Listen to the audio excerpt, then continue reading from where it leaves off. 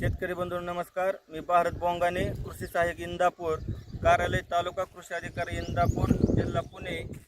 आपण आज या ठिकाणी डाळिंब पिकावरील एक महत्त्वाची कीड, खोडकीड, की ज्याला पिन होल बोरर किंवा शॉर्ट होल बोरर असे म्हटले जाते, या किडीच्या व्यवस्थापनाविषयी माहिती जाणून घेणार आहोत। सर्वप्रथम आपलं या व्हिडिओमध्ये सहर्ष स्वागत। तर सुरुवातीला आपण या किडीचा नुकसानीचा प्रकार जाणून घेऊया।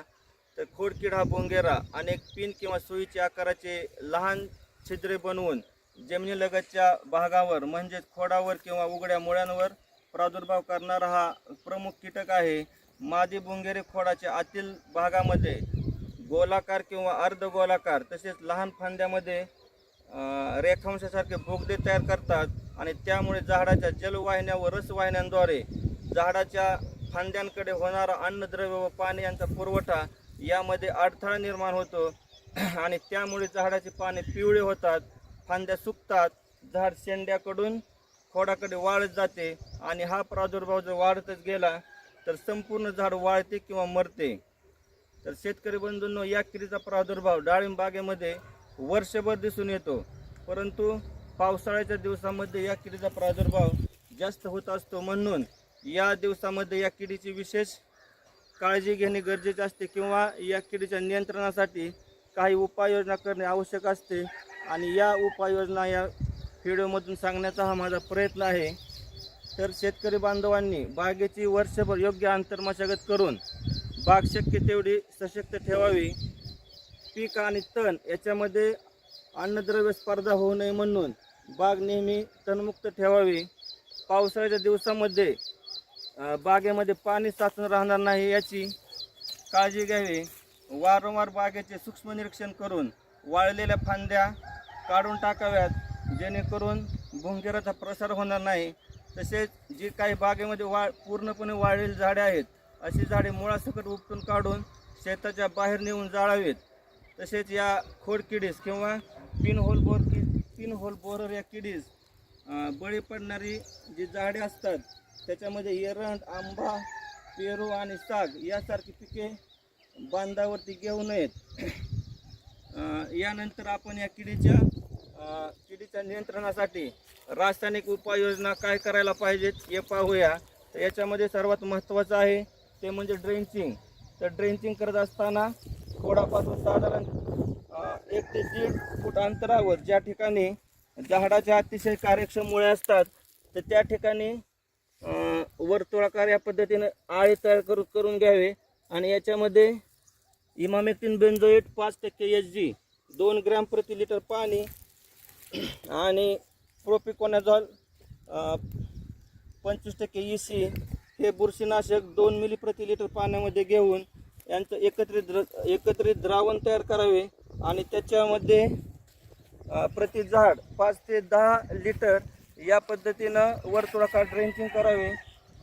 ड्रेंचिंग या 2 ते 3 व्हायला पाहिजेत। दुसरी ड्रेंचिंग पहिल्या ड्रेंचिंग नंतर 15 ते 20 दिवसाच्या अंतराने करावी आणि यावेळी इमामेक्टिन बेंझोएट 2 ग्रॅम प्रति लिटर आणि कार्बेंडाझिम 50% WP 2 ग्रॅम प्रति लिटर किंवा इमिडाक्लोप्रिड 17.8% SL आणि कार्बेंडाझिम 50% WP 2 ग्रॅम प्रति लिटर यांचे एकत्रित द्रावण तयार करावे आणि प्रत्येक झाडाला म्हणजे ज्या ठिकाणी जास्त प्रादुर्भाव आहे अशा झाडाला 5 ते 10 लिटर याप्रमाणे ड्रेंचिंग करावे। किडीचा प्रादुर्भाव आणि तिची तीव्रता विचारात घेऊन शेतकऱ्यांनी गरजेनुसार तिसरी ड्रेंचिंग करावी आणि यावेळी तिसरी ड्रेंचिंग जर करायची असेल तर पहिल्या वेळी घेतलेली औषधे पुन्हा त्यावेळी रिपीट करावीत। यानंतर खोडावर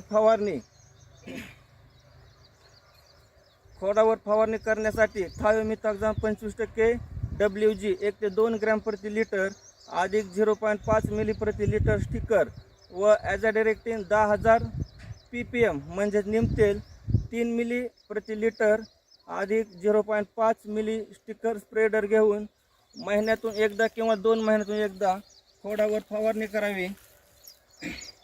यानंतर तिसरे म्हणजे सर्वात महत्त्वाची उपाययोजना खोडाला लेप लावणे। यासाठी 10 लिटर पाण्यामध्ये 4 किलो लाल माती म्हणजे काव घेऊन त्याच्यामध्ये 20 ग्रॅम इमामेक्टिन बेंझोएट आणि 25 ग्रॅम कॉपर ऑक्सिक्लोराईड घेऊन आणि आवश्यकतेनुसार 5 ते 10 मिली स्टिकर टाकून खोडाला जमिनीपासून 2 ते 2.5 फुटावर चांगला लेप बसेल या प्रमाणामध्ये लेप करून घ्यावा. आणि या ठिकाणी सर्वात महत्त्वाचं म्हणजे खोडा लेप लावण्याचे काम 1 ते 2 दिवसामध्ये पूर्ण करावे. तसेच ड्रेंचिंग करत असताना ड्रेंचिंग करण्याच्या अगोदरच्या दिवशी झाडाला व्यवस्थित पाणी द्यावे आणि दुसऱ्या दिवशी ड्रेंचिंग करावे. ड्रेंचिंग नंतर 3 ते 4 दिवस झाडांना पाणी देऊ नये. तर ह्या ज्या 3 उपाययोजना मी सांगितल्या ह्या उपाययोजना करत असताना अगोदर ड्रेंचिंग, नंतर खोडावर फवारणी आणि नंतर खोडा लेप लावणे या पद्धतीने क्रम ठेवावा.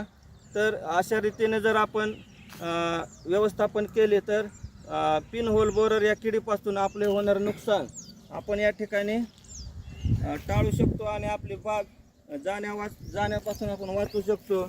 तर अशा रीतीने आपण आपल्या बागेचे व्यवस्थापन करावे असे तालुका कृषी अधिकारी इंदापूर कार्यालयाच्या वतीने आपल्याला विनंती करतो. धन्यवाद.